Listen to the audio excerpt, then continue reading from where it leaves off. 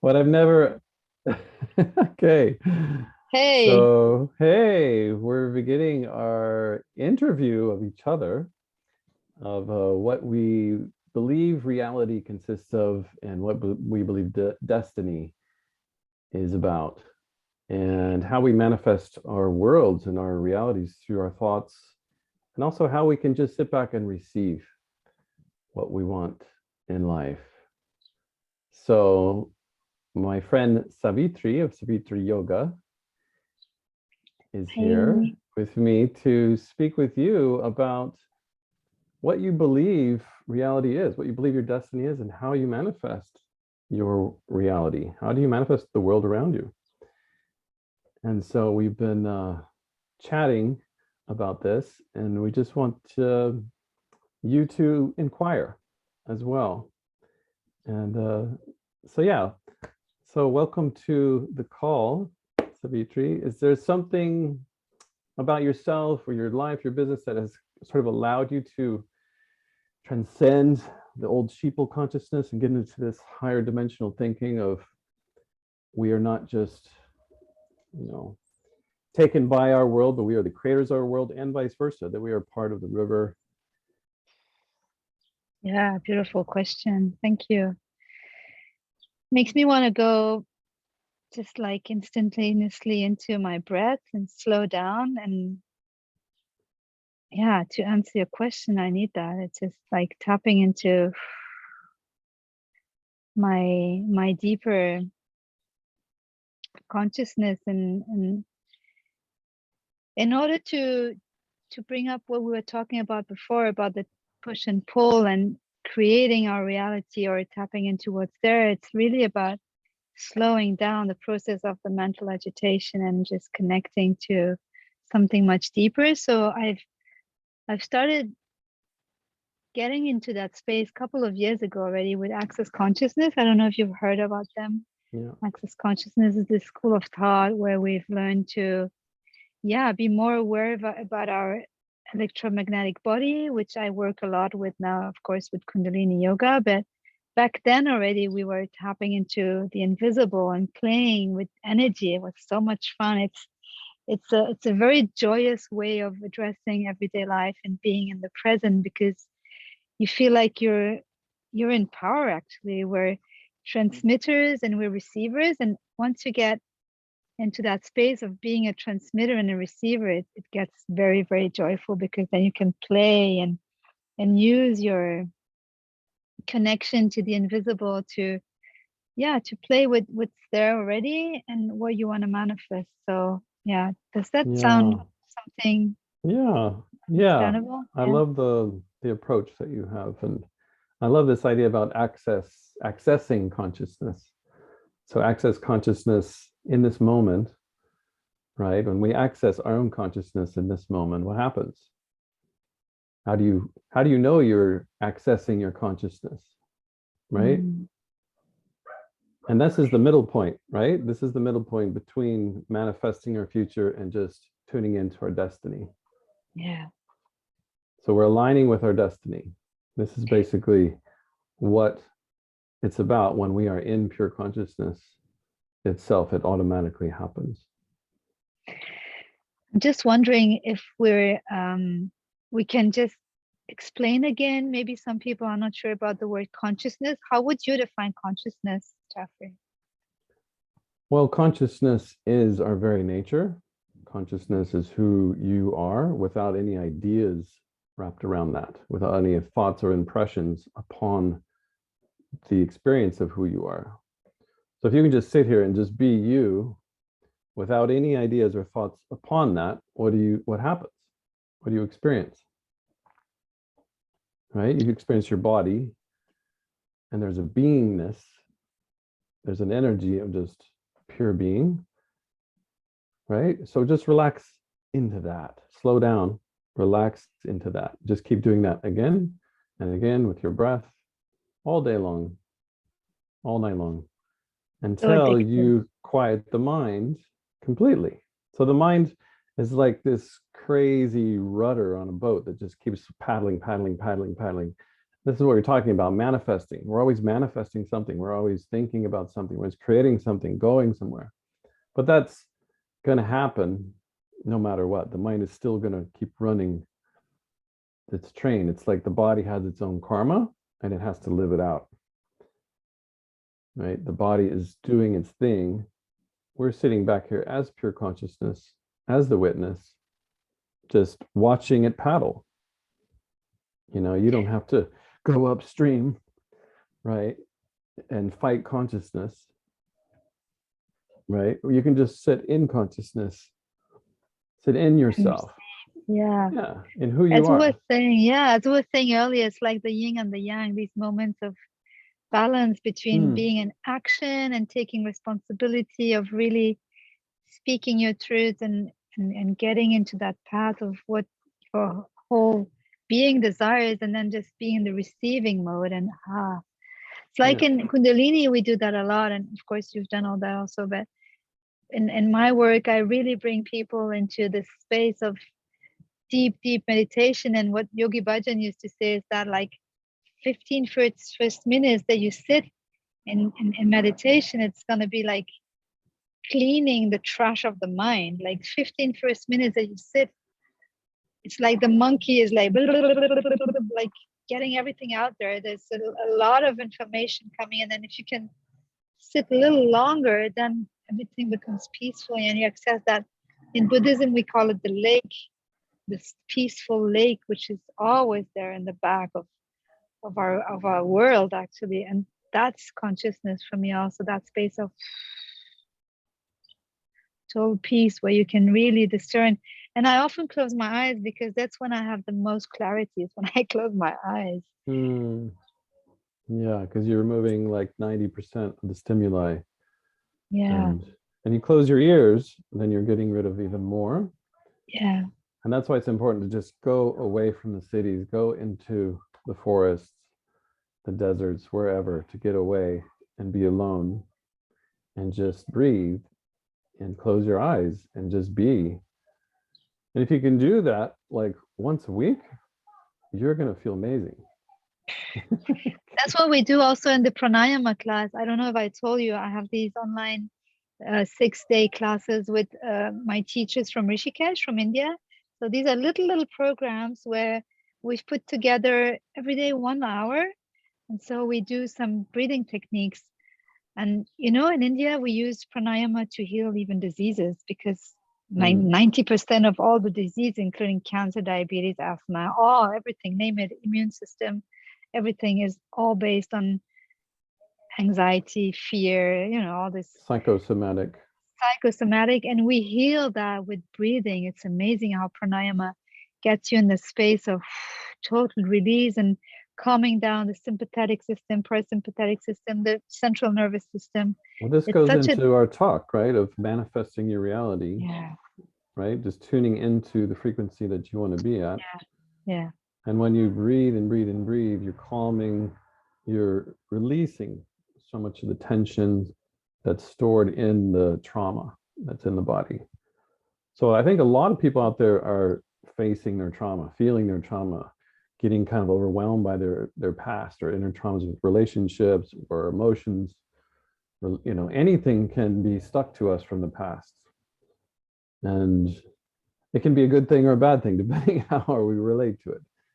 you know and trauma is there to make you heal. It's there to give you this wonderful healing experience of letting go, and yeah, this beautiful lightness yeah. comes in. And it's true that nature helps us so much, but sometimes we don't have the possibility. I hear a lot of people, yeah, I don't have time, I cannot go to nature, blah, blah, blah. So it's true that coming onto your mat or just sitting for 5 minutes at your desk or in your car is already such Mm. a life changer if you can do it every day consistently. I think consistency is really important, right? Why don't you think so? Yeah, I mean, this gets into like a whole nother world for me as far as like discipline versus devotion. Okay, where we kind of force ourselves again to do these things, these practices, versus like we're opening up to devotion, and in that the practice unfolds itself naturally. We don't have to do anything. We just go for what our heart's devotion is for. And this is this higher consciousness, this highest consciousness that wants to come through us. It is coming through us when we pay attention to it. When we pay attention to the outer world, we get lost. You get lost in the thoughts, lost in the drama, lost in the world. Maya. Maya is the root, right, of all suffering, being attached to this play, right? So, yeah, I mean, self-realization is just realizing the self, just realizing the self that's here now, which is this pure consciousness. Having this experience. Yeah. Yeah. And this is what waking up really is. And you really feel different. You really feel more clarity in everything that you do. It's a visceral, you can't miss it. You can't miss, you can't be like, oh, I think I'm self-realized. No. It hits you like a freaking ton of bricks, and that's why it's so contagious.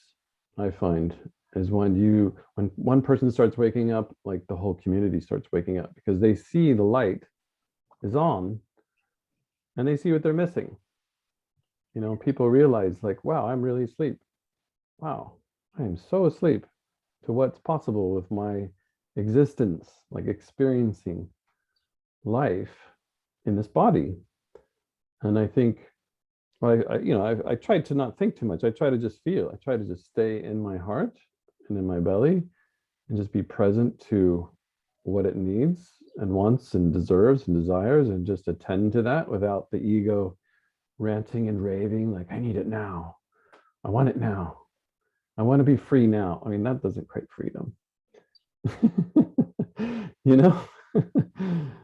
So, Beautiful. Yeah. How you do it also just to holding oneself, just feeling our bodies under our hands is already such a healing process. Yeah.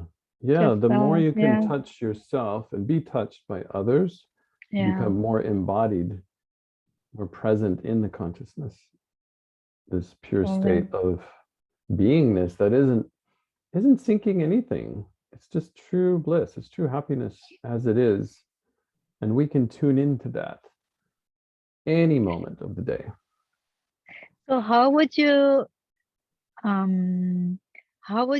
like explain the need for discipline versus devotion? I mean, devotion it's something that comes and we feel it. And when we're in Tantra, for example, we're in this pure consciousness of what is there around us. And when this, I like to say, Fingerspitzengefühl, it's a German word, which is beautiful. It talks about the sensation of the tip of our fingers, this really very delicate and refined sensation we can have.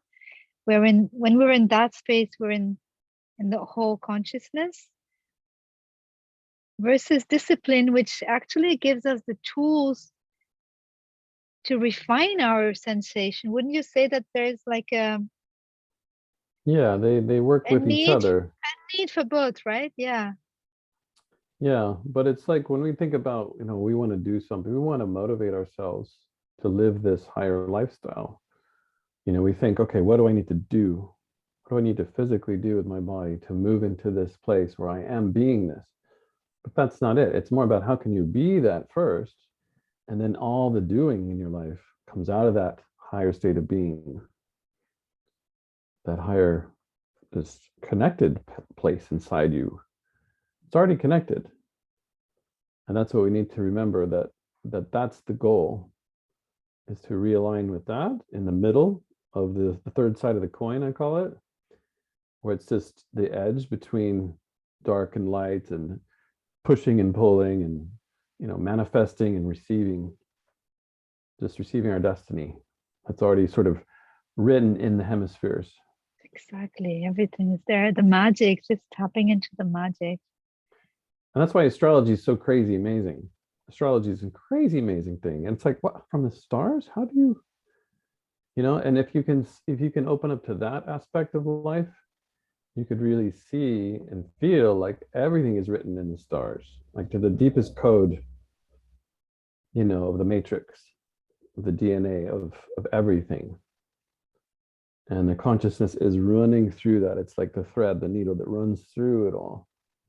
and it ties it all together, which is this pure love. And so we just need to sort of step back from our, well, we really need to step back from our ego trip, whatever ego trip we think we're on, but who I am, what I am, what I'm worth, what I'm not worth, who loves me, who doesn't love me, what do I want, what do I need, what I don't want, what I don't need. Like all this is ego.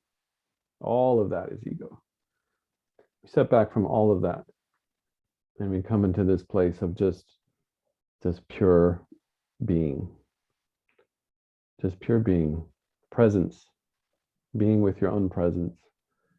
And Then there's a question about how do we like run our businesses with those tools, you know? How can we have a 3D life versus being in 5D consciousness or 13D consciousness, like having a higher spiritual consciousness or vision of our beings, of our lives, or our soul path, and then getting into very pragmatic everyday life, like a married, husband, wife, children, work, money, all that. It's yeah, also well, you're very not big. the body, you're not the body, right? Do you live in the body or does the body live in you?